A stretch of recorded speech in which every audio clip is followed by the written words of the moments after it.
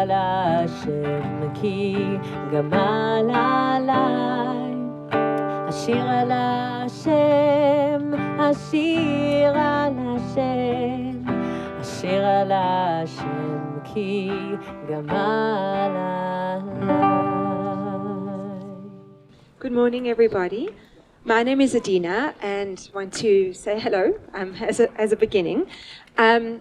This is Sharon and Thomas. They are our musical, spiritual minstrels here today, and they've had to do incredible preparation, which I'll talk about a little bit later. And we've just opened with a song. I will thank God, for God has dealt kindly with me, and that is going to be part of the theme of today. Is just be that we have arrived at this moment, at this day, at this place, and to feel gratitude for the journeys that we have taken, all of us, and particularly Imzi, to get here. Before I say anything else, I'd love to call up Imran, who's going to play a musical composition for us, Reaching for Peace.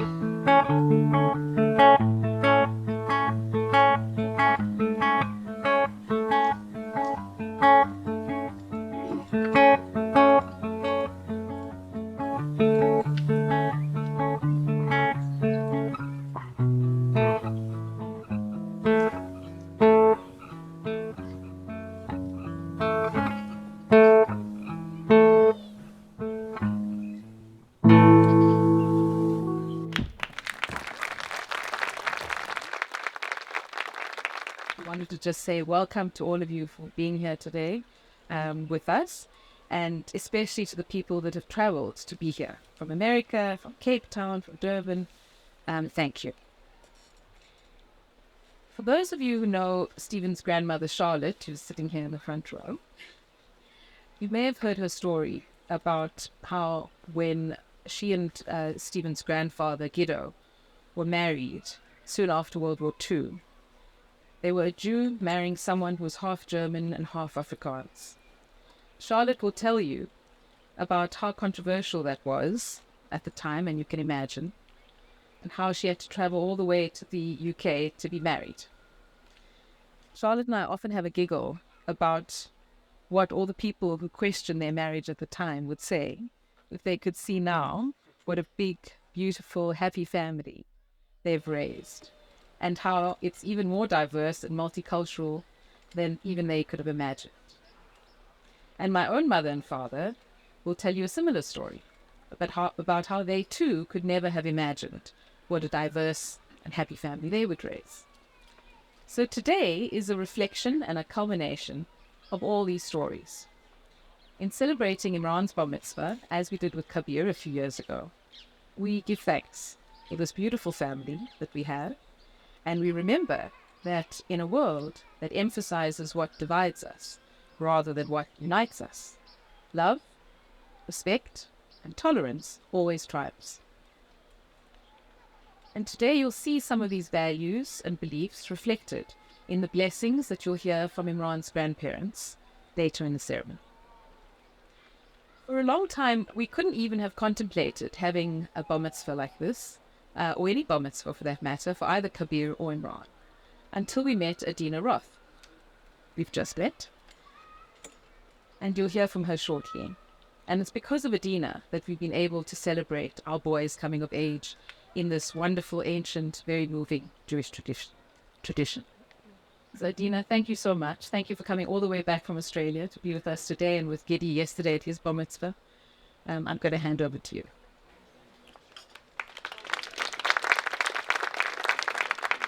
Oh, sorry, I'm supposed to hand over to Stephen. Just for the record, I was told to speak, and I always do what I'm told. I've learned it's the path of least resistance. Welcome. It's really wonderful to have you all here. You're all here today because you're special to us and to Imran in some way. And it's wonderful. 3 years ago with Kabir, we were constrained by numbers and the problems of COVID, and it's wonderful to be here with all of you in person and see you all. But at times like this, and this is the reason why I needed to speak, Nasri, we do need to remember people who are not with us, people who have passed on, and we think particularly of our various grandparents who can't be here. Percy, Aziz, Buddy, Giddo, Sarah, Elza, and then most recently, in the last year, Party and Yusubai. And we think of those who can't be with us, and we remember them. And we remember that we and Imran are products of all of them. And there are definitely moments when one of us will say, oh, that's exactly like so-and-so, or oh, that's exactly like the other person when we think of Imran. And so they live on through him, and it's wonderful to remember. The second thing to say is, why have a bar mitzvah at all? And I think the reason is because bar mitzvah, and Adina will talk about what bar mitzvah entails, what it represents, but one of the things it entails a community and family get together, and the building of strengths and ties within the community and family. And showing Imran that not only is he not just about himself, not only is he not just about the four of us, but he's about the much broader community and the much broader family. And he really is one of those people who believes in that. And it's wonderful to be able to celebrate that. And so that's why we're having a bar mitzvah for him today, amongst all the other reasons. And then lastly, what to expect. Adina will run the ceremony and take you through the various processes and blessings. And then after that, we will have lunch upstairs in what's called the Rainbow Room up there. And we really just look forward to having fun with you and enjoying the day with you. Thank you very, very much for being here. Let me hand back to Adina. Today we are here to mark the ancient ritual of Imzi. Is it okay if I call him Imzi? That's what I've done my whole life. But from boyhood into manhood. And we're marking it using the ritual, using the vehicle of the bar mitzvah.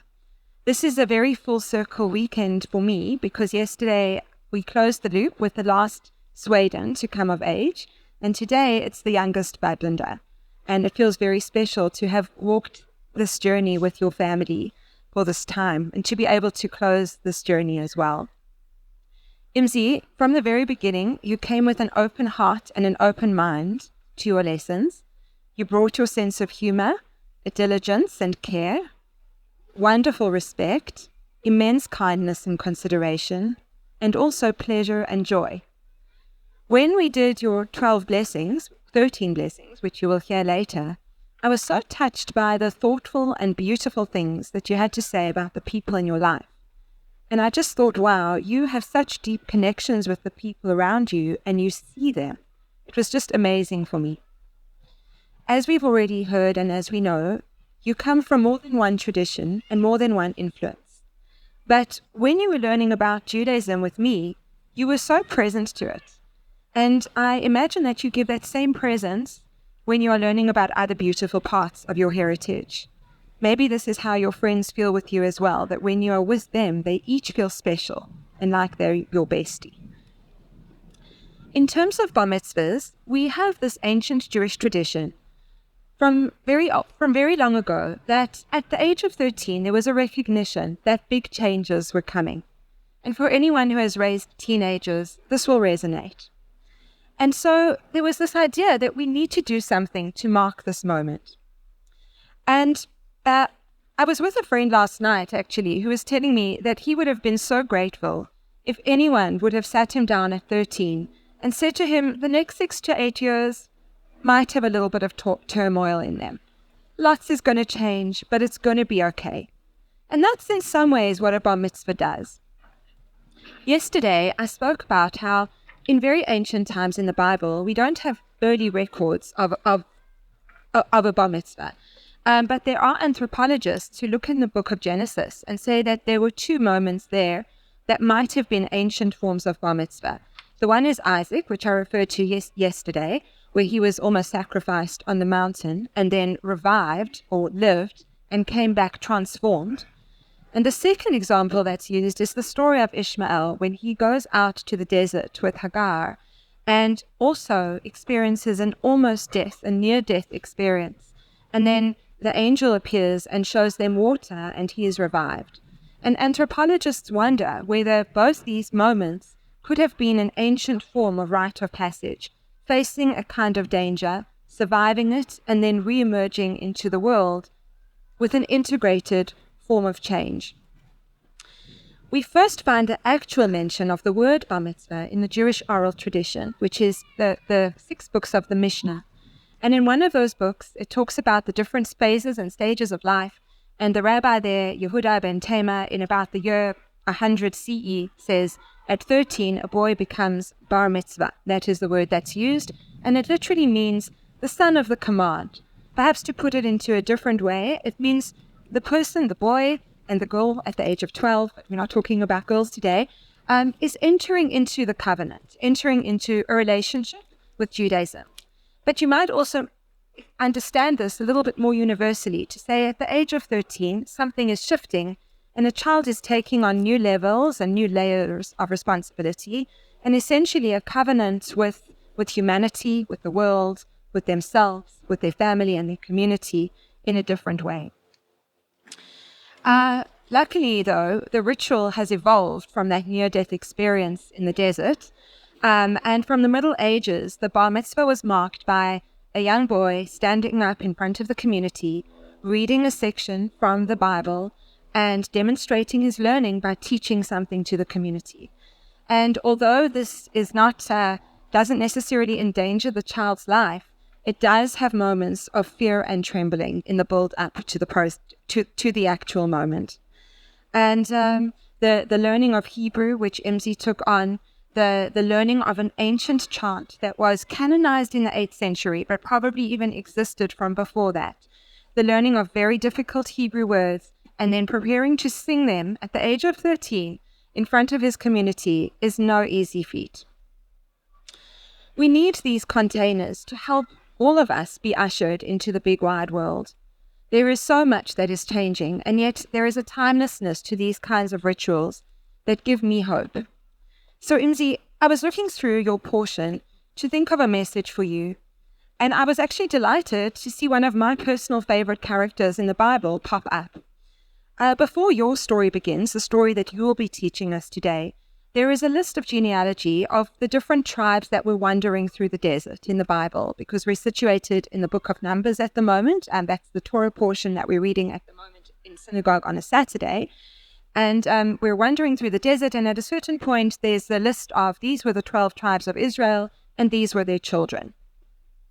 And unfortunately, because it was a patriarchal society, it's the 12 tribes, the sons that are mentioned, and then their sons. And then in the middle of this list, suddenly we've got the tribe of Asher, and his sons are mentioned. And then straight after that, we were told, and he had a daughter, and her name was Sarah. And so in this very long list of male names, we are given the name of a woman. Now, Sarah actually appears in genealogies more than once. And because of this, but we know nothing else about her from the Bible, but we have to pay attention because no other women are mentioned. And the rabbis themselves in our ancient tradition, in the oral tradition, were surprised at the mention of her name. And they offer an oral tradition, an oral mythology about who she was. And essentially, they say that she was in some ways a mythical character, meaning she went down to Egypt with the Israelites, survived the slavery, went out with them, wandered through the desert with them, and entered the land of Israel with them. So she would have lived for about, to have covered that span, if we're tracking the Bible story, 300 years. And then she pops up again a little bit later in the land of Israel, and then she pops up again in the year 200 CE in the house of study. And so that's why I call her a mythical character, and we can chat about what that means over lunch. But I want to tell a quick story about her and what happened when she pops up in the house of study in the year 200. The rabbis were developing the oral tradition at this time. The temple had been destroyed, and the Jewish people were living in exile in diaspora. And there was a man by the name of Rabbi Yochanan who was sitting with all the men in the house of study, and he asked this question. He said, "What did the walls of water look like when the Israelites crossed the Sea of Reeds?" They're wondering, one can understand, I think it's a great question, what did it look like? Whether you take it literally or symbolically, I think it's an interesting question to ask. And he answers, they looked like netted lattice, a netted lattice, which is something that's quite impenetrable and something that would protect the people walking on the inside from the water, from these towering walls of water. And that seems okay, except suddenly, out of the blue, Serach, this woman, pops into the house of study. She moves through the walls, and she says to Rabbi Yochanan, this great authority of our oral tradition, actually, I was there, and it didn't look like that. And that's literally what she says. She says, I was there, and it didn't look like that. And she says it looked like transparent windows with light coming through. I have just always loved this little story since I learned it, just to say that no one contests her. So her interpretation holds. And I've always wondered why the argument, what's the difference between the netted lattice and the lights, the transparent windows with light coming through.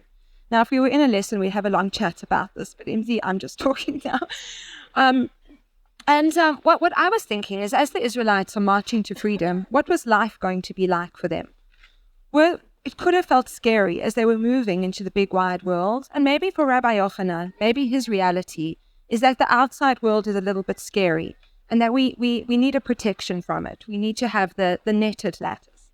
But for Serach, the daughter of Asher, she says no. The outside world has light and we need to be open to it. We need to have a transparency, a permeability between where we are and all the different influences around us.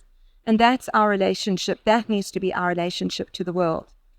And I want to give that to you as you become bar mitzvah. I think that you already live this in terms of taking these different influences and being open, being able to sift and choose, and being open to the beauty, the magnificence of the diversity of our world.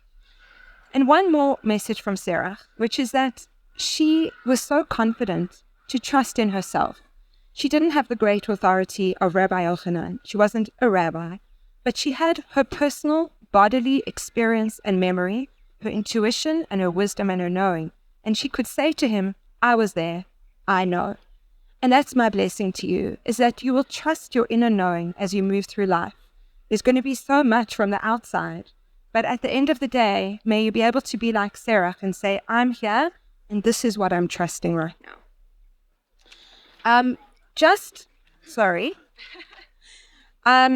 I think just to say one practical thing, because I'm going to call you up now, Imzi, after he reads his Torah portion, our wonderful musicians are going to sing Siman Tov and Mazel Tov, the song of congratulations, and we're going to do the very 20th century ritual of pelting Imzi with sweets.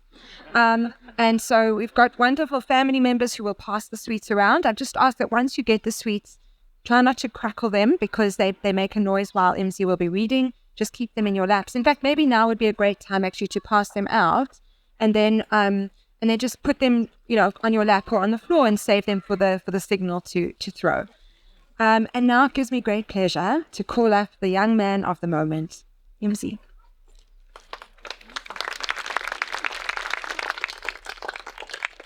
Hello, everybody. Welcome to my bar mitzvah ceremony. To start off, I'll be singing a song taken from a Jewish prayer. The prayer is called Adon Olam. The translation is God was, God is, and God will be. This refers to God's timelessness, and I'm singing it to bring a feeling of holiness and community to this place.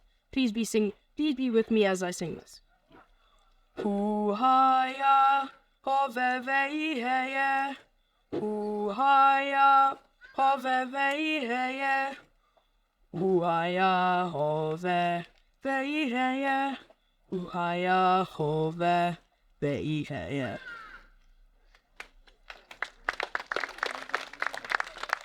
Vaydaber Moshe al Hashem al Adonai lemor, Yivchod Adonai Elohei haruchot lechol vasa, ish al ha'edah, asher yitzei lifnehem, v'asher yavot lifnehem, v'asher yotziem, v'asher yaviem, ve'lo tieh adat Hashem, ka'atzon, asher ein lachem ro'eh. Vayomer Hashem el Moshe, Kach lecha et Joshua ben Nun, ish asher ruach bo, v'samachta et yadcha alav. V'ha'amedta oto lifnei Elazar hakohen, v'lifnei kol ha'edah, v'tzivita oto le'eineihem. V'natata mehoracha alav, leman yishme'u kol adat b'nei Yisrael. V'lifnei Elazar hakohen yomod, v'sha'al lo b'mishpat haruchim livnei Hashem, al piv yetzu ve'al piv yavohu, v'chol b'nei Yisrael ito, v'chol ha'edah. Vayas Moshe kasher, tziva Hashem oto, vayikra et Joshua, vayamidehu lifnei Elazar hakohen, velifnei kol ha'edah, vayismoch et yadav, alav, vayetzavehu kasher, diber Hashem beyad Moshe. Mazel tov. Hey.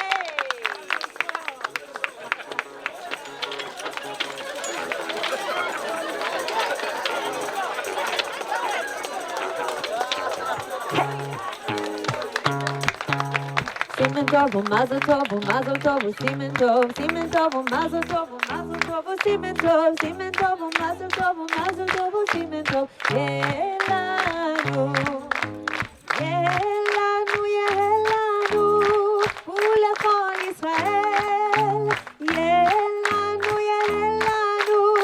ולכל ישראל. Simen tov, mazel tov, mazel tov, simen tov, mazel tov, mazel tov, simen tov, mazel tov, mazel tov, simen tov. Yelanu, simen tov, hey! אם אין אני לי מי, אם אין אני לי מי, אם אין אני לי מי, אם אין אני לי מי, וכשאני לעצמי מה אני, ואם לא עכשיו, אימתי. I said I would say something more about the musicians a little bit later. Just a very quick word. Usually, these ceremonies are always about a team effort. And in years gone by, I often worked with my husband Farrell, who is a musician, and with Sharon. And we're living in Sydney, and my husband's not here, and we had to find a new musician at quite short notice, who could be as amazing as my husband. And I think we did it. And Sharon and Thomas had to practice, learn a whole bunch of brand new songs, and it just sounds amazing. Thank you. I mentioned a little bit earlier the idea of the portion, that when we look at the date of a child's bar mitzvah, they have a few different options that they can do. And we look at a few different stories that are happening around this time of year. And there often feels like there's a connection or a calling between a child and the portion. And I'll present a whole bunch to them, and they often just know. They'll go back, discuss it with their parents. And Imzi knew that he wanted to do this portion, and he was interested in the theme of leadership. And I'm so excited to hear what you're going to share with us now. And this is also part of the Bar Mitzvah moment. In the Middle Ages, the young boy at that time would stand up and move from student into teacher. And of course now, from the age of 13, it's not like you stop being the student, because student is a lifelong journey. But now there's this kind of symbolic idea that now you become a teacher as well of the community and beyond that. I'm very happy that you're here with us today. The portion of Torah I've just read is the portion of Pinchas, and it was the piece of the Torah I was drawn to when I had to choose. I was drawn to this portion because of the massive need for good leadership in the world, and how a good leader makes such a big difference in society. So in my portion I've just read, the main idea is about how Moses has to find a new leader to take over the Jewish community, because after 40 years of travel, he was banned in the last 3 weeks of travel. In my opinion, he should have spoken to the workers' union or consulted my dad. Anyway, for more info on that part of the portion, you can ask Giddy, who had his bar mitzvah yesterday over lunch. When Moses describes the person he's looking for, he says he wants someone who can go in with the people and out with the people. The Midrash says that Moses subtly hinted that he wasn't lucky enough to take the people out of Egypt and into Israel, and he asked God not to do the same thing to Joshua. This shows that it wasn't easy for Moses to hand over the leadership of the Jewish people, but he knew it had to be done for the good of his people. For a real-world example, Donald Trump definitely wasn't gracious about handing over leadership to Joe Biden, and he probably is still bitter about it now. Even though Moses must have felt devastated that he could not lead his people anymore, as a good leader would, he put those feelings aside and made sure that his people would have a good leader, so they would not be like sheep with no shepherd. He turns to God and asks him for help, which I think is one of the best qualities a leader can have, being able to ask for help. God has a plan for Moses and said he must find someone with spirit, or ruach in Hebrew. I found 3 different meanings for this word, spirit. The first explanation is from the Seer of Lublin. It says that a man with spirit is a man who knows his spirit and can understand other people's spirit. As a leader, self-awareness is very important, and many leaders don't have this. And a good leader needs to be able to share their bad and good sides with the public, because as we know, we can't be perfect all the time. The second description of ruach, or spirit, comes from the ancient work of Sifrei. And it says, someone who has ruach is someone who's able to deal with every person, like the hot-headed people and the calm people, and they can understand all the different people they lead and can help with their issues while keeping a calm head. I feel this description is so relevant to modern leadership, because as we see, a good leader needs to be able to manage their community, needs to be able to work with anyone who comes into their path. The third description is from Rabbeinu Bachia, who's a 13th century rabbi and scholar of the Torah. His description of a man who has spirit is someone who should have emotional strength to be able to deal with his enemies and oppositions. This doesn't mean you have to squash the opposition, but you need the emotional strength to deal with them and not feel defeated by their criticism. As you can see, the word ruach is open to so many interpretations. But I think a leader who has ruach is someone who can find a middle ground with everyone, show their good side and bad side, and listen to their people. Now, when it was time for Joshua to become the leader, God asked Moses to lay his hand on him. But instead, Moses lays both of his hands on him. An interpreter says, by Moses putting both hands on Joshua, it signifies Moses giving all of his knowledge and wisdom to Joshua. I think this symbolizes that a good leader should not hold back on sharing their knowledge and wisdom with their successor, as it's in the best interests of the people they lead. As you can see, I've spoken about 2 aspects of leadership. The first one is being able to hand over leadership, and the second is the quality leaders need to have, which we explored in the word ruach.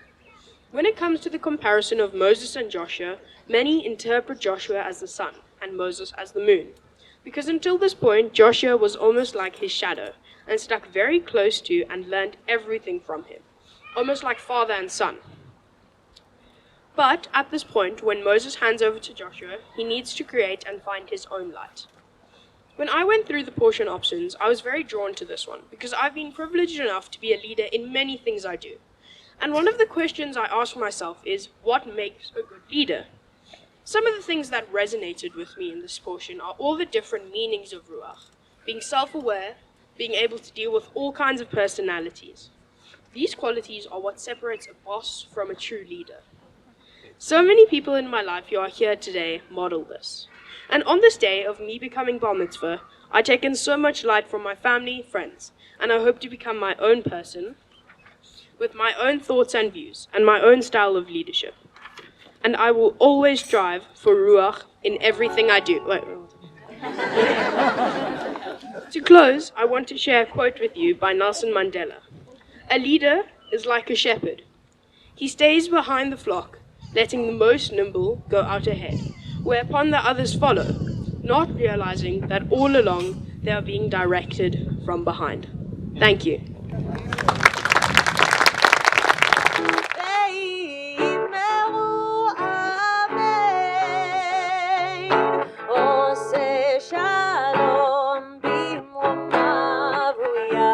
Shalom aleinu ve'al kol Yisrael ve'yimeru amen. Oseh shalom bimromav hu yaseh shalom aleinu ve'al kol Yisrael ve'yimeru amen.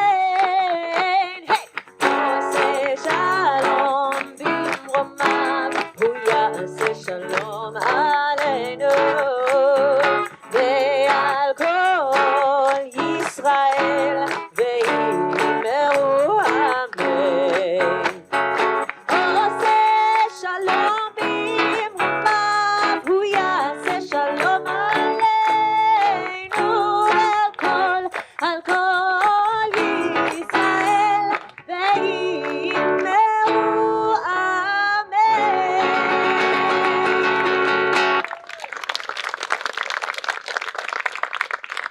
The song that we just sang, which talks about bringing peace into the world, uses the word shalom. Shalom comes in the Hebrew root from shalem, which means completeness, completion. And the idea being that peace isn't necessarily only about quiet or keeping quiet so that there is peace, but about engaging, sometimes even confronting or engaging in some kind of conflict so that there can be wholeness, which is a deeper kind of peace. And we thought of this song for after Imzi's amazing Devar Torah, his speech, because what he was speaking about is underlying currents in politics and leadership and how to deal with those, to acknowledge the flaws, the imperfections, to acknowledge the disappointments or the wanting to hold on to power, and then somehow moving, evolving into something that is shalom, not just peace, but also wholeness. I just wanted to say at this point that because I live in Australia, my mother Rose also helped Imzi to get to this point, and I just want to acknowledge her at this moment. I should have mentioned her right at the beginning, and she lives in Johannesburg, and she couldn't be with us today because she's not well. But at this point, I'd like to move to the last part of the ceremony. There is an idea in Judaism that at times of rite of passage, it's a time that is ripe to give blessing. The idea is that the heavens are open and that blessings can pour down. So we want to wish each other goodness, and particularly to the person who is walking through the rite of passage. I always think of this in terms of the gates of heaven being a metaphor for the gates of the heart. That sometimes we walk around with protecting our heart in everyday life. But in a moment of ritual where we arrive and we kind of all enter another space, our hearts open and we become more open to say the things that we really feel, the beautiful things that we really feel about each other, to pour our love to each other. And this is where we're moving now in the ceremony. Imzi is going to express gratitude to people in his life, and they're going to come up and give him a bracha, a blessing. To Mom, you're the most empathetic person I know, and that you can deal with any situation that comes to you. I feel so close to you because I can speak to you about anything, and you can always help me with anything I have to do, except math. You care about me so much, and you mean the world to me. Even though sometimes we have disagreements, you are what has shaped me. To Dad. There are so many things we can bond over, from watching a really good series on Netflix to talking about cricket, debating, or law. I love you so much because we can always have a good chat with me, and most of all, you can listen. You can bring the right attitude to any situation. In court, you can be stern, and helping me with homework, you can be understanding and caring. Most of the time. I love you both. You and Mom so, so much, and you're so special to me. Please come up and light a candle.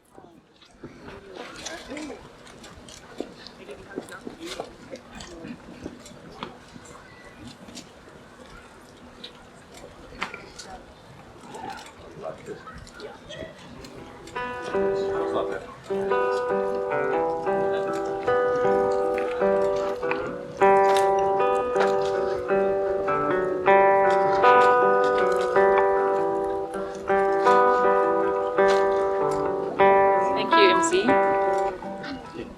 Thank you, MC, for those lovely words. Dad will say more at lunch, but I wanted to speak now on behalf of both of us. You can sit if you want. So today is a very special day for us as parents. We are very, very proud of the young man that you've grown into and the very exciting adventures that lie ahead for you. I remember MC's first day at nursery school. He just turned 2 years old, literally 2. He turned 2 on the 11th of January and he went to school on the 13th. And he could only speak in very short phrases. But he was absolutely determined that he was going to go to school like his big brother, no matter what. So he packed his bag on wheels, little bag on wheels. You put on your shoes, and you walked into Felicity's classroom without even looking back at us. I was standing there waiting for the tears. I think I was tearing. You just went off, strode off into the world. And that's still you, determined, independent-minded, a clear, logical thinker with a fierce sense of what's right and what's wrong. You're entrepreneurial, you're brave, you're not scared to stand up for those who don't have a voice, a characteristic that I think is going to stand you in good stead as you move through life. So Dad and my blessing for you today is as follows. May you live a life with purpose and meaning, and in doing so, surround yourself with a community of people who bring out the best in you and make you happy. Remember that whatever you do in life, it's important to use your skills and knowledge in a way that improves the lives of those around you. And as my grandfather Percy would have said, leave every place better than you found it. We love you.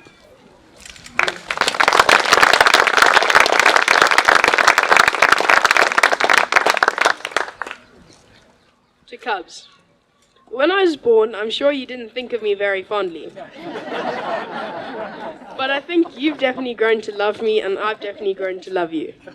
And even though we fight very often, as brothers do, we're always able to make up and laugh so hysterically about something we fall off our beds. You're an amazing brother, and I couldn't picture life without you. Please, can you come up and light a candle?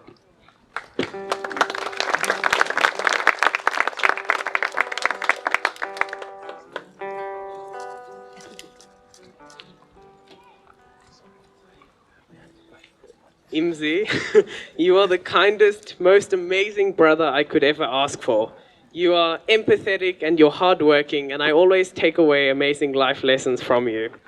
You are also actually a pretty fun person to be around, whether we're playing a jam session with music together, or if we're playing a Mario Kart racing session, which can get quite competitive. I'm not going to say who often wins. I have a blast with you. I have never, ever played such high-intensity Monopoly games as I do with my business tycoon of a brother. I swear I feel completely inadequate when I play a simple board game. My blessing for you is a blessing that you said at my bar mitzvah 3 years ago. And it strikes me that actually I really want my blessing to be similar back to you. May we stay as close to each other as we have always been, even when it might seem challenging. We may fight, but I still love you lots.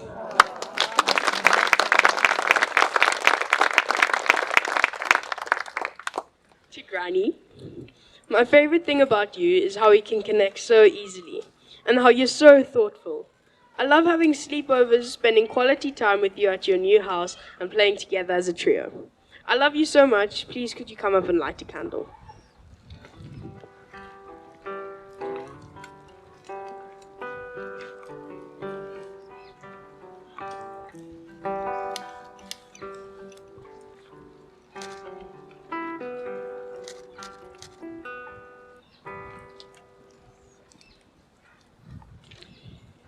Imzi, I wrote what I hoped would be a rap, but it's going to be a red rap. Because I couldn't get the rhythm cups. Imzi, you're smart, with a good eye for art and a very big heart. You're creative, a true native of Mzansi and beloved nephew of our Tansi. You're a drummer and a strummer, although not so much a runner. You've taught yourself to sew, and while you're still working to make that business grow, you're learning about investment, knowing that planning ahead can bring contentment. You're good at leading, inspiring others by getting them seeing new ways of being, of thinking, of feeling, and knowing what is right and wrong. Which is why you're a champion debater, a creator of arguments so persuasive that your team often wins, even if the judges find them a bit abrasive. But most of all, Imzi, you are you, with a warm heart, even though you're so cool. Quick, but deeply caring, kind, always with a smile for sharing. My darling, may life hold you gently, and peace be with you in plenty. May Hashem watch over you from above, for you are a gift to us, and for you we will always be filled with love.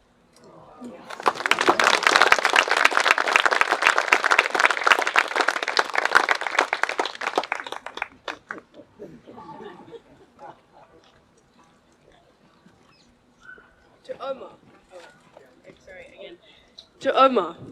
You have definitely been around for a while, 98 and a half years. And I think that's what makes you the person you are today.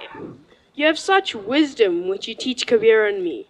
And I love having chats with you at your house, listening to you play piano, and asking for tips and tricks on how to sew. My fondest memories with you are playing shark at your house on a Sunday afternoon. I'm sure you played worse than you were to let us win. But it was my favorite part of the weekend. You're so special to me and Kabir, and I love you so much. Please, can you come and light a candle? Oh, sorry. Can I say that one? Okay, hold on. No. Sorry, and to Uncle Andre. Firstly, I'd like to start off by saying that Uncle Andre has come all the way from Boston, America, to be with us today. You and Auntie Sue are such a big part of our lives. We have created so many memories in the US with both of you, and we love visiting you all the time there. And you are our highlights of our August holidays when we're visiting you. You're so generous, kind, and you treat us like your grandchildren. I don't know what my life would be like without you guys. I love you so much. Please can you and Omar both come up and light a candle?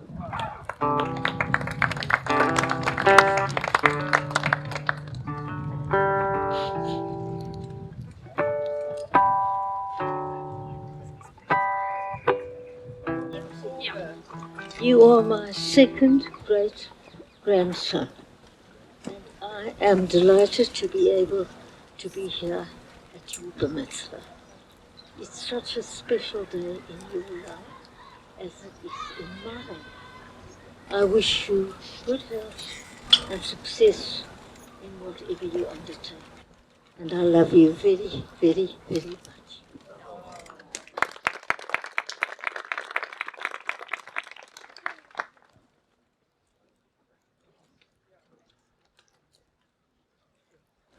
MZ, I don't know why it's taken so long. You've done so much, it feels like you were ready for your bar mitzvah years ago. For example, you've already created and been CEO of a real business, and in doing so, you exhibited the character traits in spades of what it takes to be an entrepreneur and a leader. The name Cool Productions says it all. You had vision, creativity, and resourcefulness. You wrestled with design, marketing, supply chains, fulfillment, and finance. Leadership, as you said, requires many skills, including communication and selling skills, an obvious forte of yours. Just look at how you've expressed yourself through debate and music, and even in public policy, emails to people in the highest ranks of government. Just look at how you warm people's hearts with your $1,000,000 smile and your understated confidence. You would have no difficulty selling ice to Eskimos, and they may just need it in this era of climate change. You mentioned the game of Shark, Kabi. There's Shark Tank is this thing on US television. You'd be a star on Shark Tank competing to be a CEO and a startup. Whatever your next mission or gig, I want to be on your team. Just say when and where. My blessing to you, Ims, is not to change anything. Most importantly, never lose your infectious smile.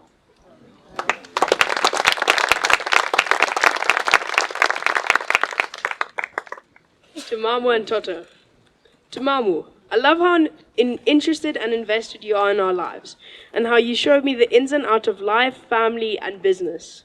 You always give great advice, and I love our daily chats over the phone. To Toto, I love making and eating all sorts of delicious things with you. I've loved working with you on our new book about the Constitution, and I enjoy the little moments we have speaking about my life and sharing my thoughts with you. I love you both so much, and you've made such a big impression on me. Please can you both come up and light a candle?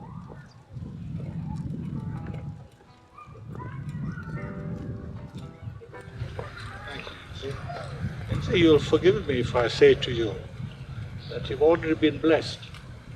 You have your great-grandmother here to witness your bar mitzvah. You have both sets of grandparents here to witness your bar mitzvah. And we, as your grandparents, are blessed that we are here to see and participate in your bar mitzvah. So thank you. Now,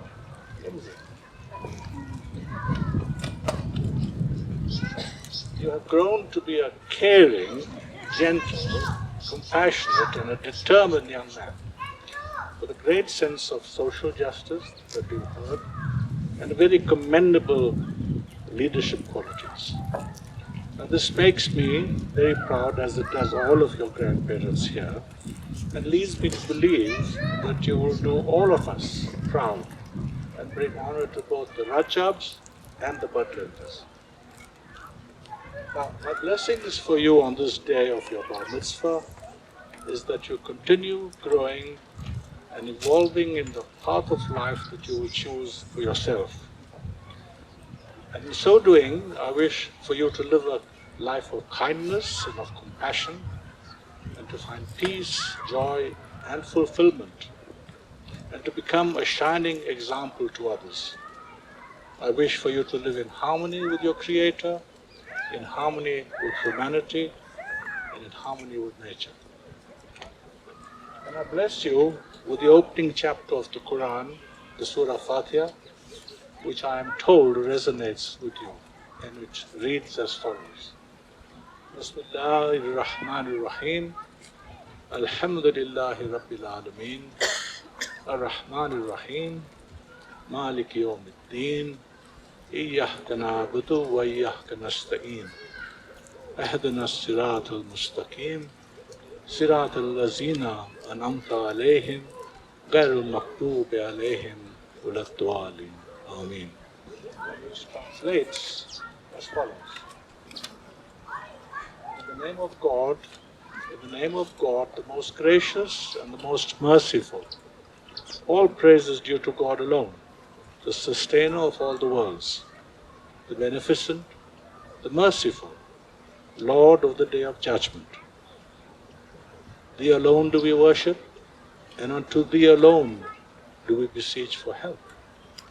Guide us on the right path, the way of those upon whom Thou hast bestowed blessing, not upon those who have been condemned by Thee, nor those who go astray. And now finally, Imzi, my dear grandson, I wish to wish you a long life and the good sense to live it.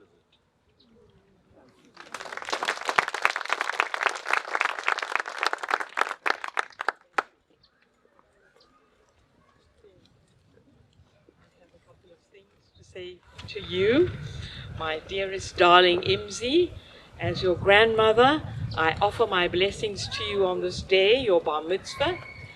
Today symbolizes your transition from being a child into a responsible young man. I think it's a great tradition, and we as a family are very happy to be a part of this bar mitzvah. Throughout the years, I've watched you grow from a very energetic, inquisitive, very boisterous baby into a lovable, sociable, and very polite, very well-behaved young man. I don't know what Cubby is going to say about that, but I recall taking you for walks. Cubby and I would take you for walks in the neighborhood. And one of the qualities was that you wanted to greet everyone in sight. And if you couldn't see them, then you wanted to ring the doorbells of the house. And Cubby would be exasperated by this. But I think that this just shows what a warm and kind of loving person you are. You have always loved having family around, and when we come, you're so warm. Very early, you showed signs of being a born leader, and I think the rest of the family have talked about that. And you would always put up valiant fights to compete for airtime with your brother. Remember that? Anyway, today, like your father, you've become a great debater. And I've seen you talk about some very formidable topics. So what you had to say about a leader is embedded in you. As a baby, I remember your amazing skill at drumming. And you first started practicing on your grandfather's stomach. He had a stomach then.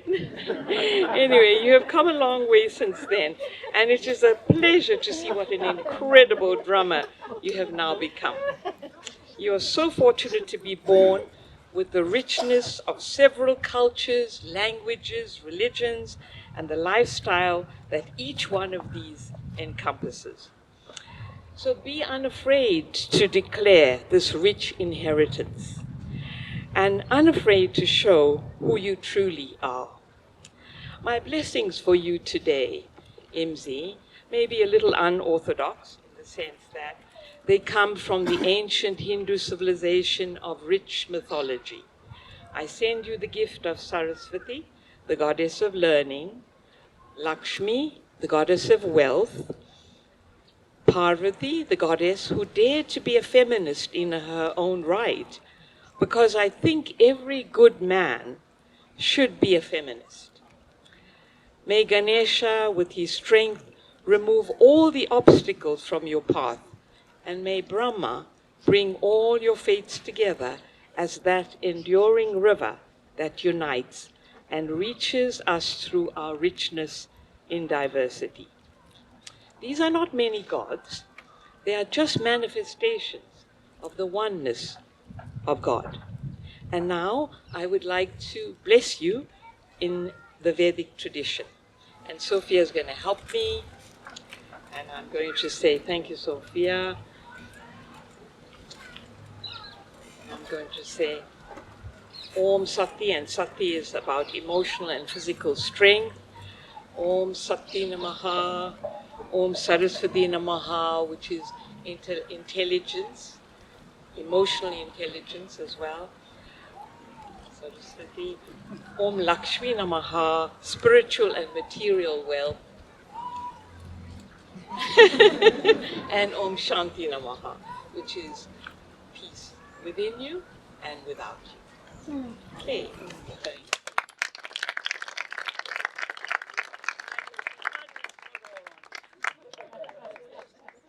To Papa and Ninky. To Papa, even though we live in different cities, I treasure visiting you in Cape Town, playing with Rosa, hearing all about your cases and stories about Tanzi and Dad growing up. To Ninky, I love how thoughtful you are to me and Cubs, and I love and cherish our time swimming at the beach and drinking a cup of tea together. I love pottering around shops with you and doing all sorts of projects. I love both of you so much, and you mean so much to me. Please would you both come up and light a candle?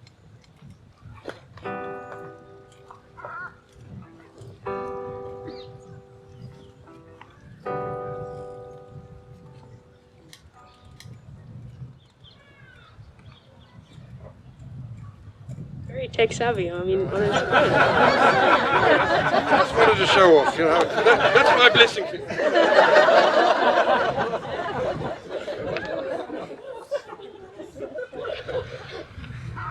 Ims, you're a person who is multiply blessed. You're blessed with multiple talents. People have spoken about them. You're blessed with a loving and secure family environment. You're blessed with material resources which make it easier to carry out your dreams and your wishes. You're blessed with important values. You are committed to a shalom which includes caring and includes justice for all. All of this gives you a great start in life.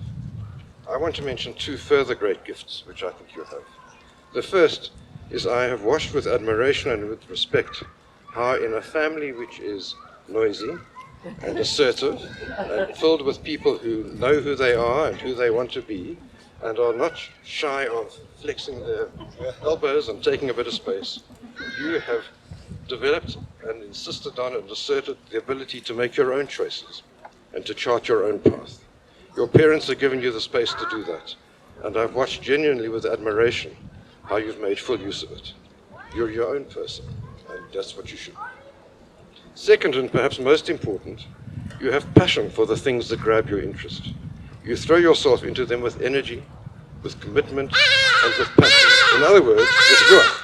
That also is what ruach means. The people who lead the most fulfilling lives, I think, are those who have passion for what they do and who choose to spend their time and their energy on things that engage their interest and engage their passion. That's what makes life interesting and fulfilling. You have the opportunity to do that. Life is full of uncertainties, but of this I'm certain. I'm certain that this is the way you will lead your life, whatever you choose to do and wherever you choose to do it. And that is my blessing for you.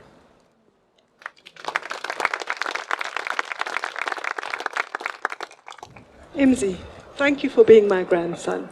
It has been a wonderful part of my life to have you and Kabir as grandsons. And my blessings for you are about creativity and about curiosity, both qualities that you have already deeply.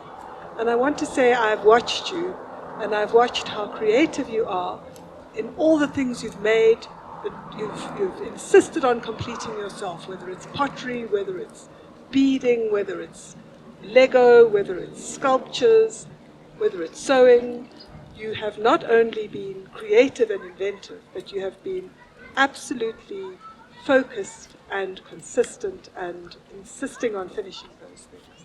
So I hope that creativity continues.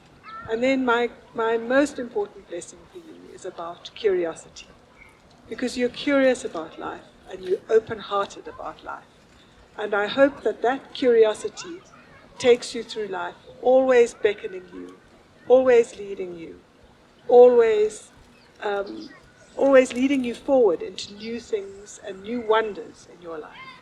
And I want to commend you for your extraordinary kindness, which we've seen to how you've reacted to Grace and Izzy, to Sophia, to any and all children and animals and to us. And I want to say that you have been a blessing in my life, and I thank you for it.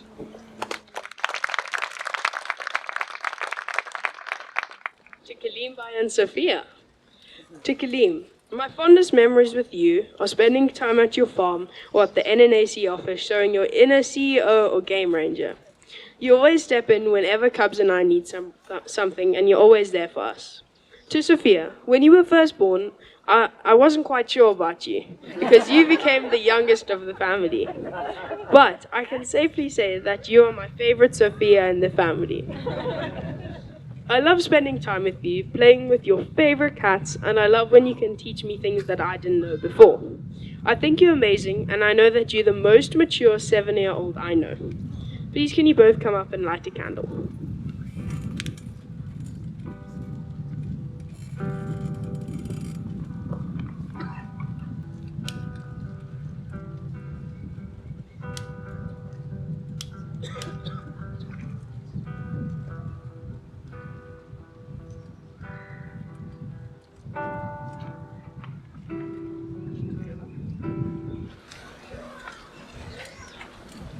آخم الوزن في الكست وتخرس الميزان. Imzi, our beautiful boy, who today is no longer a boy. All experience is an arch where through gleams that untraveled world. On this important day for you, I wish you the gift of curiosity, in the hope that you will always, like Ulysses, be willing to discover new worlds. I know I sound like a broken record, because Nynx has said the same thing, but it is such an important gift, and this is what I wish for you today.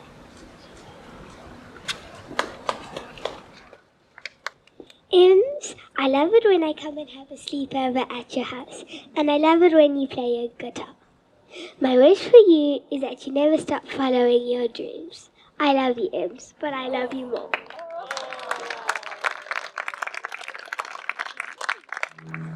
To Oscar, thank you for being such an amazing and awesome friend. You're kind, crazy, and sometimes dope. I love debating with you and suffering through maths with Mr. Foster. Thank you for being my best friend. Please can you come up and light a candle?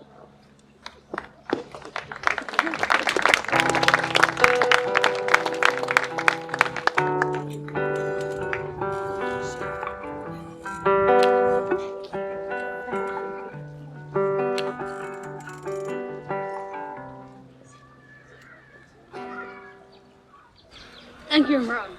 You are an amazing friend, and you have so many different talents. All the way from amazing drum solos to amazing business adventures. I wish you the best in your next chapter.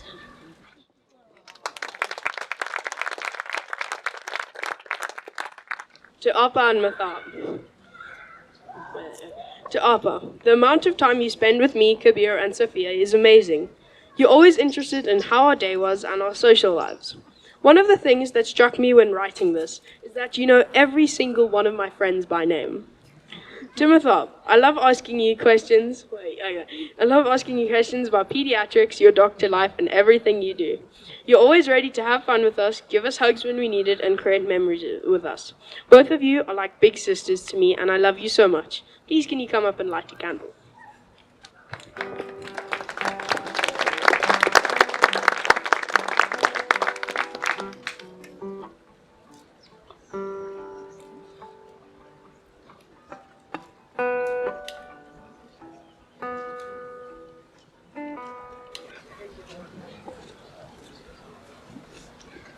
Imzi, it has been a pleasure watching you grow into the young man you are today. You are kind and loving and have an adventurous spirit that is always joyous to behold. We hope that the zest that you have for life is rewarded with happiness, success, and all the best life has to offer today and always.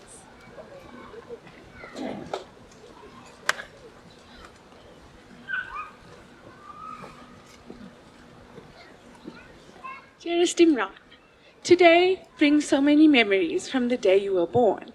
As we know in many of our cultures, we give a name and we believe that that name embodies the personality of a person. And that is so true for you, Imran. Your name, which means happiness as well as prosperity, comes from the Arabic root word of life growth or life spurt. And in your 13 years that you have been with us, you have definitely embodied all that your name means. You give happiness to everyone around you. And you are vivacious and you will definitely have a prosperous life.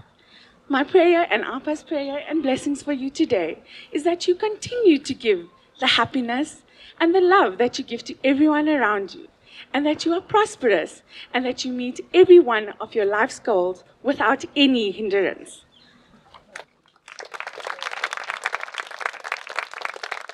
To Nick and Josh. To Josh, I love connecting with you over so many things, like animals, sport like rugby, and so much more.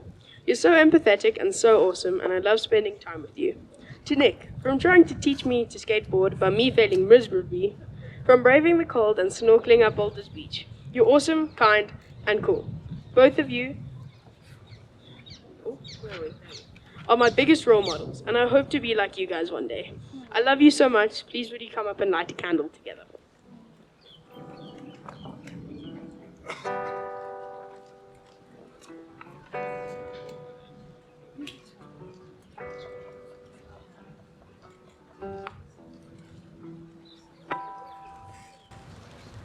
So I'm also tech savvy like my dad. Ims, may you know joy and continue to share it with those around you. May you trust yourself and believe in your own unique qualities. May you recognize your blessings and share them with others.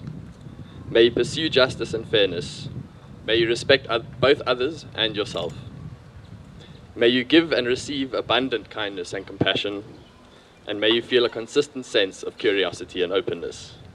May you always be true to yourself, even when it is difficult. And in challenging moments, may you know that things will always get better with time. But above all, may you know love and how to recognize and revel in its many different forms. I love you, and I'm very, very proud of you.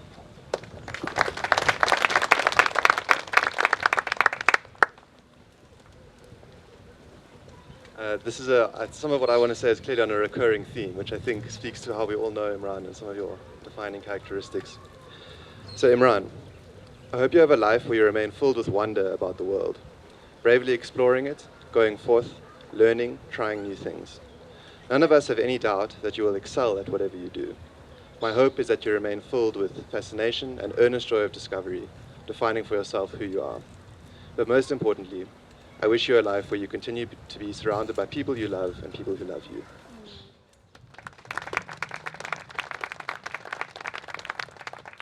To Julia. Where's Julia? There we go. Julia, seeing what an amazing godmother you were towards Sophia, Kabir and I thought we just had to ask you to be our godmother. You're a person who embodies all the attributes I want to have. You're generous, you're kind, empathetic, and you're always thinking about other people. I love spending time with you, talking about my sewing, all the way to what's happening at school. And I think you're an amazing godmother. Please will you come up and light a candle?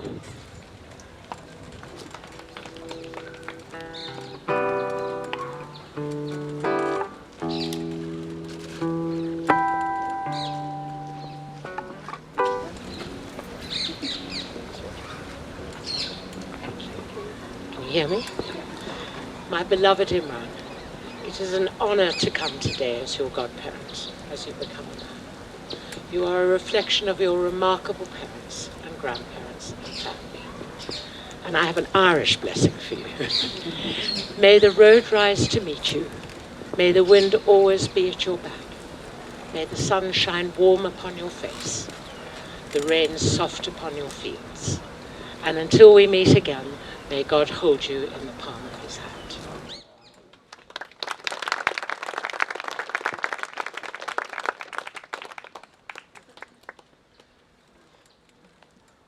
To Gilbert and Jenny, thank you for being such amazing godparents. To Gilbert, you're always encouraging of my drum playing, and you're always ready to talk about rock bands, drum, and music. To Jenny, you're always so kind to me, and I remember when we were little, you'd bring us lovely things from your shop. Thank you to you guys for being such amazing godparents. Gilbert, I hope you enjoy my drum solo later. Please come up and light a candle.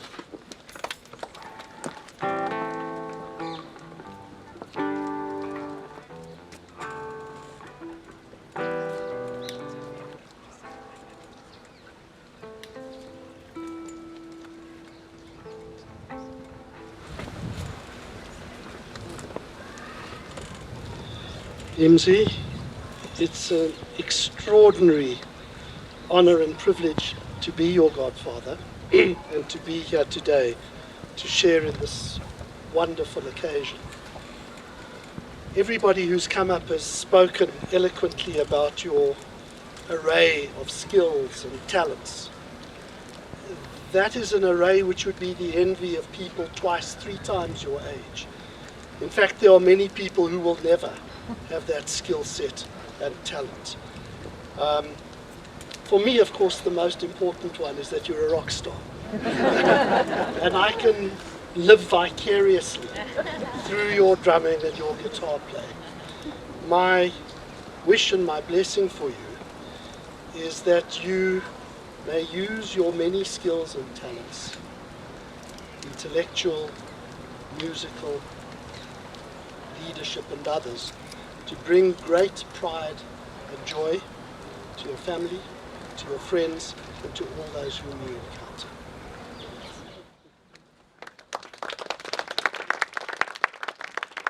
Thank you. And Imran, to you, I want to say God bless you each day with a firm footing and a happy, hopeful spirit for the journey.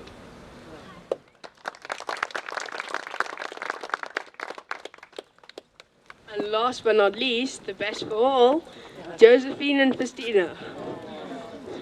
You guys must have pretty big guts to take care of me and Cubs from such a young age. I'm sure we were a handful. Both of you have made such a big impact in mine and Kabir's lives. I know both of you love us so much, and we love you so much too. Without you, I wouldn't be the man now I am today. Please, could you come up and light a candle?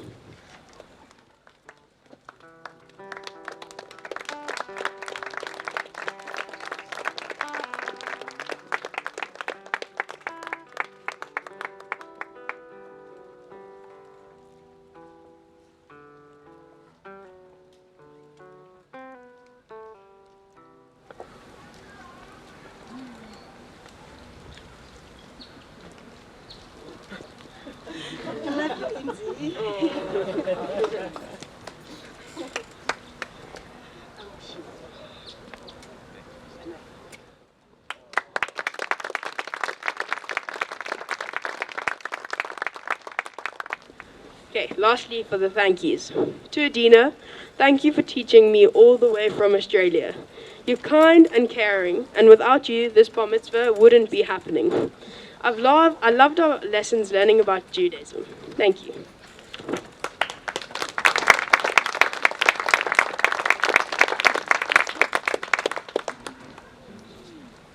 To Giddy, thank you for coming on this journey with me. It's been wild and long. All the way from Mina Lapata till now. Thank you to Papa and Ninky and Uncle Arthur and Auntie Sharon and Nick for coming all the way from Cape Town. To Mama and Toto and Zamiapa and Uncle Yahya from coming all the way from Durban. And a special thank you to Uncle Andre for coming all the way from Boston, Massachusetts, America. Thank you.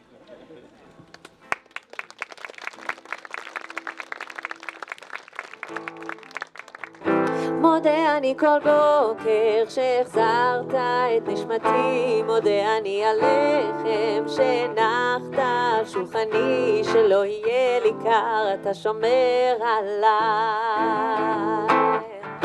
מודה אני כל בוקר על האור, על עצם היותי, מודה אני עליכם שהנחת על שולחני, שלא יהיה רעב, שלא אדע כאב. על אין ספורט יוחאי מודה אני, על כל כישרון חי ועל כל שיריי את כולם מקדיש לך. דע לך שמודה אני לך.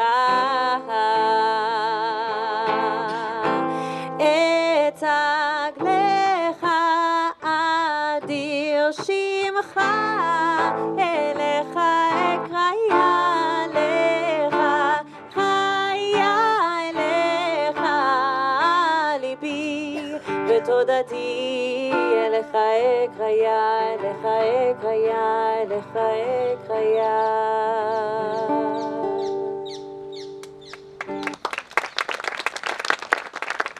Ladies and gentlemen, thank you very much for your patience in sitting through what has been a long ceremony, but as you can tell, there are lots of special people in Imzi's life and they all wanted to pay tribute to them, and thank you for your patience. I am regarded as the optimist in this family, and I have two pieces of good news. The first is that this is the end of the formalities, and that the rest is nothing but fun. The second piece of good news is even better. Lunch is ready. And so what I'm going to suggest is I'll hand over to Adina to finish off the ceremony, and then if you could make your way up to, just if you look directly behind you there, just to the right of that big tree, there is the rainbow room where we're going to have lunch. There is a seating plan, you can find where you're sitting, and there is food at the back, and we will not delay you with any more speeches. We will not even delay you with Imran's drum solo. Go and grab some food. Make yourself at home, order some drinks, including one special drink which is on the menu, which, well, you'll see is relevant to the theme. We'll explain it, and then we'll relax and have an afternoon together. But thank you so much. It wouldn't have been the same without you here, and thank you so much for being here. Let me hand back to Adina to close off. Thank you. There isn't much more to say. I think that the feeling that we're all feeling speaks the volumes. I want to just say that the Modeh Ani is from an ancient prayer, just thanking and thanking. Modeh means I thank. And this is a modern version of it, and I think that just echoes what I think we're all feeling right now. This concludes the ceremony. Mazel Tov, Imzi. You were amazing. You are amazing. Please join us in singing Siman Tov one last time.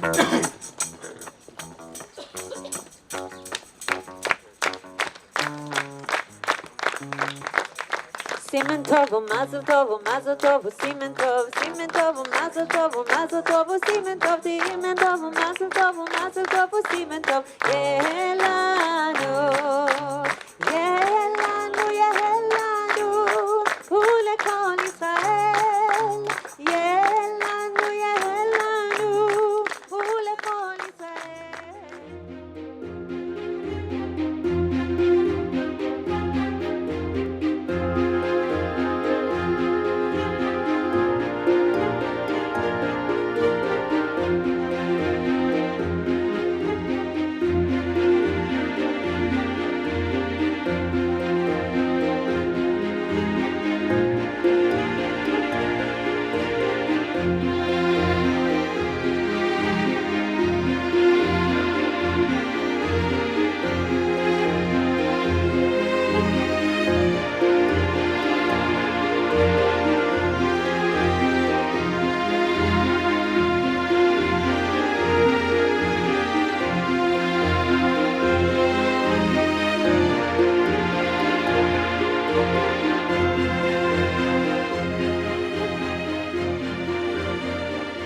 Ladies and gentlemen, witches and wizards, muggles and magic beings alike, welcome to our pretend great hall to celebrate Imran's Bar Mitzvah lunch. It's looking pretty magical, and I hope that now everyone has had some food. We're all a little more tolerable, I don't know. So, I wanted to tell a short story about Imzi before I hand over to his rocking drum solo. And that story is also sort of what we've been saying about Imzi's leadership qualities, and it's a story that I think is quite funny. So if you think about it, Harry Potter series was basically written for Imzi. Just like Harry Potter embarking on his journey at Hogwarts School of Witchcraft and Wizardry, Imran is now ready to step into a new chapter of life filled with magic and enthusiasm. Now, Imzi is a magician, and he's a literal magician. Not when he's training our puppy who's very feisty, Coco, or when he's on his drum kit. He can actually pull a bunny out of a hat if he really tries hard enough. So my brother has these leadership qualities that we've spoken about.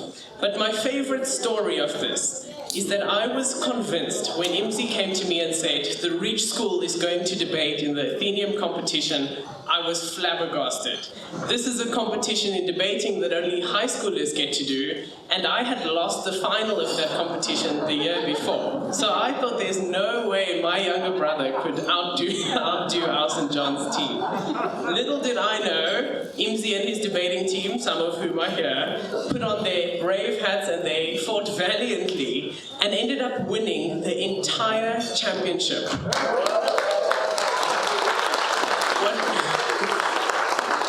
What makes the story worse on my side is that who were the opposition in the final was the St. John's junior team, which thankfully did not have me. So I came back to school the next Monday and I think that whole team refused to speak to me because a bunch of primary schoolers were able to take them on and win.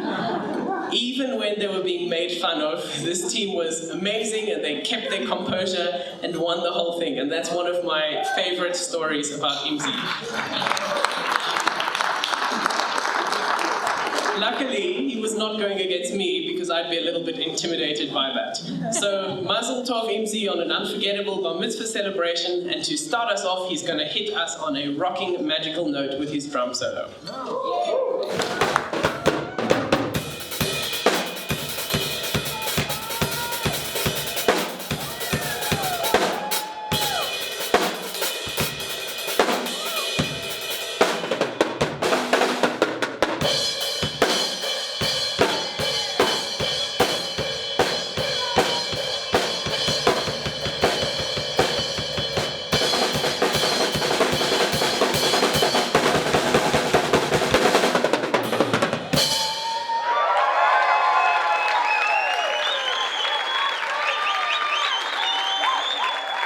Good afternoon, ladies and gentlemen.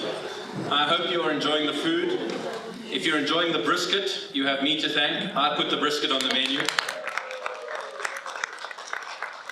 Nasreen has been the person who has put this thing together. You know, in the midst of her practice as a silk, sitting on the Ridge board, solving problems for a certain school whose board she does not sit on, but they decided to phone her instead of their board members.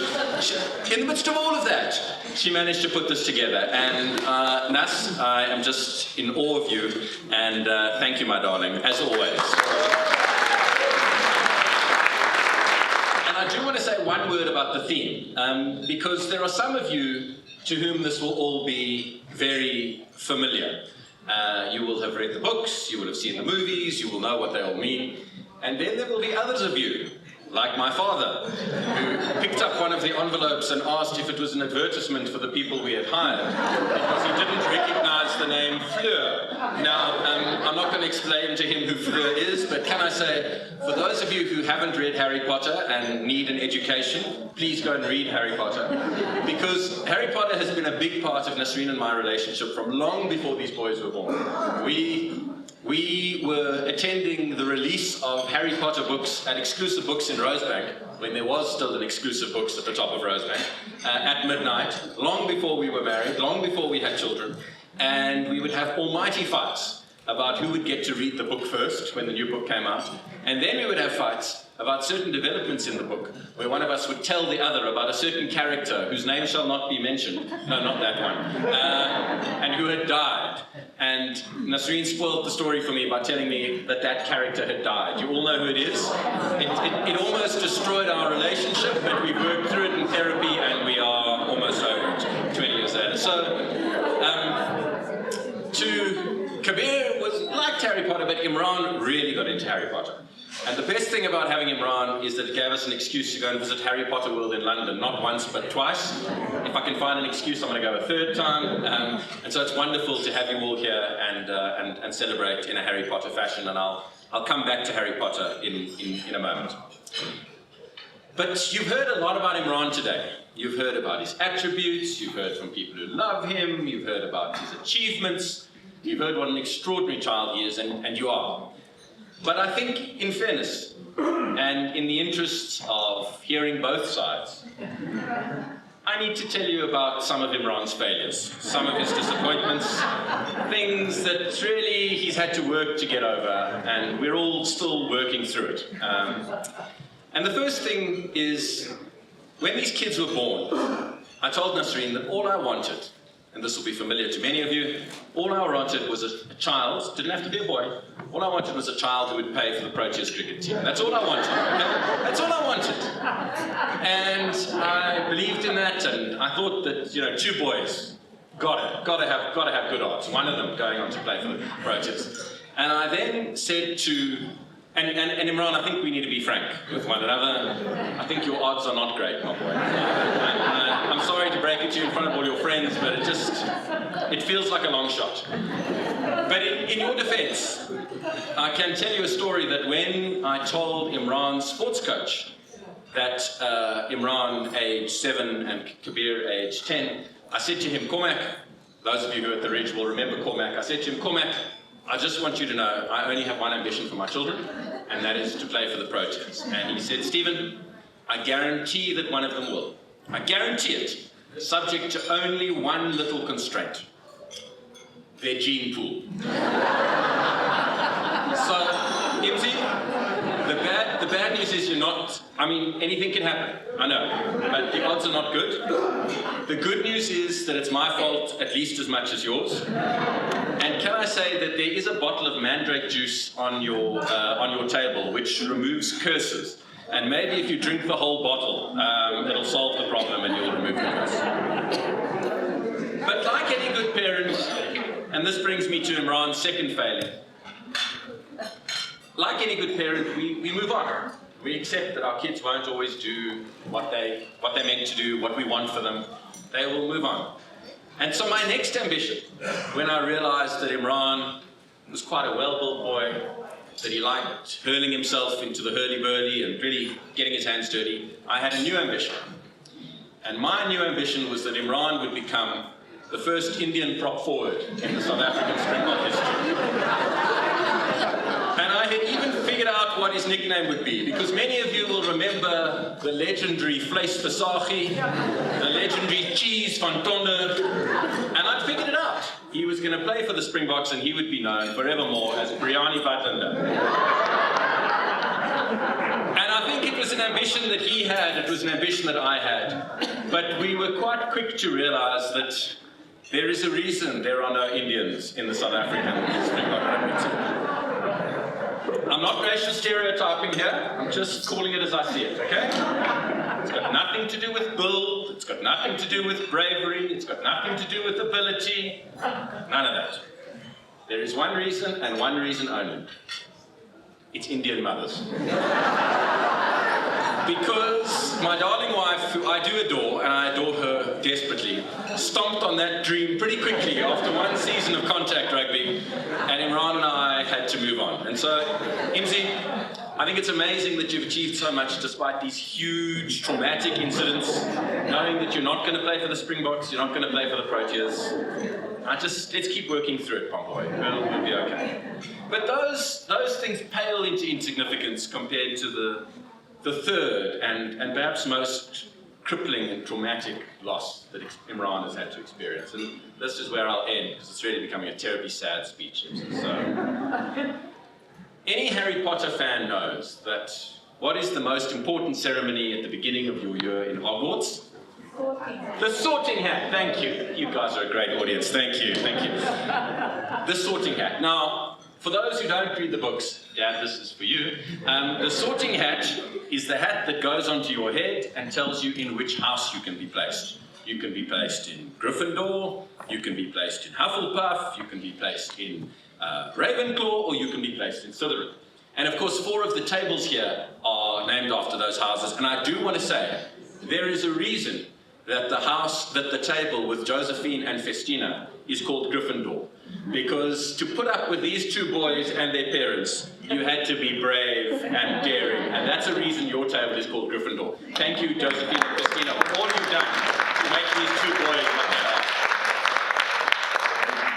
And similarly, and this is a diversion, but I do want to say, and we've been remiss in not welcoming you, Mr. Rumball, the principal of the Ridge School, it is wonderful to have you, and it's we've finally given you some status, which is that you're sitting at a table called Dumbledore's office. And Frank and Debbie, it's lovely to have you with us, it really is. And I've said this to Frank 100 times, but let me prove it, my genuineness, by saying it to all of you. My only regret about Frank is that he arrived in the last year of Imran at the Ridge. And if I have anything to say about that, Imran will be failed, so we can have another year of Frank and Debbie Rumble next year, and we'll talk about that later. But back to the point. When you get to Hogwarts, you have to be allocated into a house. And it's a big deal, because for those of you who don't know, houses have different characteristics. And it's a very big part of the plot and everything. So of course the question we all ask is, which house would we be in? And for those of you who've been onto the Pottermore website, there is a quiz. And you can take the quiz, and the Pottermore website will then tell you which is your house. And Imran, lover of Hogwarts, lover of Harry, lover of Ron, I won't say lover of Hermione, that's something slightly different, but went onto the website and did the quiz, expecting, as I think we all do, that he would be a Gryffindor. And he came up a Hufflepuff. And he was devastated. It was traumatic, tears, wailing, gnashing of teeth. Okay, not quite, but anyway. And so he did what any good person did. He did the quiz again. The same quiz, to see if it would give a different answer. He got Hufflepuff again. He did the quiz a third time, and he got Hufflepuff a third time. Now this leads to one of two conclusions. Either Pottermore only allocates everyone to Hufflepuff, which I know is not true because I've heard about some other people. Or it means that Imran is the most honest completer of online quizzes I have ever experienced. Because even knowing what the answers must be, he still got allocated to Hufflepuff. And I think it was a real kick in the guts for him. It was really tough for him, and he's been working to overcome it. And I just thought I should spend a moment talking about the possible houses in which you could be allocated, to say that Pottermore's not necessarily correct. So let's first talk about Gryffindor. Gryffindor is a house of children who are daring, who have nerve, who have courage, who have bravery. Well, Ims, I'm not sure I would ever put you up to fight a three-headed dog or a basilisk. But I gotta say, kid, you have immense bravery. You have immense bravery. You take on whatever comes in your path, whether it's a debate, whether it's your parents who you call out at a regular rate of knots for the things that they've done wrong, or whether it's standing in front of everyone. You have the bravery to speak for your beliefs. You have bravery that Harry and Ron would dream of. So you could have been a Gryffindor. But on the other hand, you could also have been a Ravenclaw, because Ravenclaw is about children who have wit, learning, wisdom, acceptance, intelligence, and creativity. Lots of those are about you, especially your wit, because you make us laugh the whole time, and we love that you make us laugh the whole time. Then we come to a rather touchy subject. Slytherin. Now, before I explain whether Imran is qualified to be Slytherin, I need to just tell you a brief story. We are a tolerant house. We are a house that believes, no matter what your religion, no matter what your race, no matter what your sexual orientation, you are welcome at our house. That does not extend to people from Slytherin. And so when Imran told me in one Harry Potter tour that he had decided he was a Slytherin, and that he wanted a Slytherin coffee mug and a set of green robes, I must say I came as close as possible to giving him up as a son completely. But having worked through it myself and with the benefit of hindsight, I kind of see it. Slytherins are cunning, and he is cunning. Slytherins are ambitious, and he's ambitious. Slytherins are resourceful, and he's resourceful, and they're determined, and he is determined. So I get it. But Imzi, just remember, it's not the powers you have, it's whether they use you, whether you use them for good or evil. And you know that there's one very famous Slytherin towards the end in the book, and we all know what he did, and I can't mention it because there might be people here who haven't read all the way to the end, and I wouldn't want to spoil the story for them. Nasreen. But we all know that Slytherins can be good. So he could have been a Gryffindor. He could have been a Ravenclaw. He could have been a Slytherin. Could he have been a Hufflepuff? A strong sense of justice, loyalty, patience, and a propensity for hard work. I gave that last one a lot of thought. Because I think it's fair to say that Imran takes after his father's work ethic. It's work smart, not work hard. I think it's fair to say that. But then I thought, actually, sometimes he does work hard, incredibly hard. You put him in front of drums to practice, he grafts. You put him in front of his sewing machine, he grafts. You put him in front of all sorts of things, he grafts. You give him Ms. Lebrun's geography homework, find a shortcut. But we'll debate this propensity of hard work. But when it comes to a sense of justice, loyalty, and patience, Imzi, you are unmatched. You understand people and you are loyal to them almost to a fault. When I do something that you think is unfair to your mother, you call me out in an instant. In an instant. When I say something that you think is inappropriate, politically, PC-wise, something else, you call me out in an instant. You have a sense of justice, loyalty, and patience that is literally unmatched. So you know what? I don't know what the Pottermore algorithm was, but I think you are a Hufflepuff, and I think you should be damn proud of it. Thank you for being my son. Thank you for all that you've done.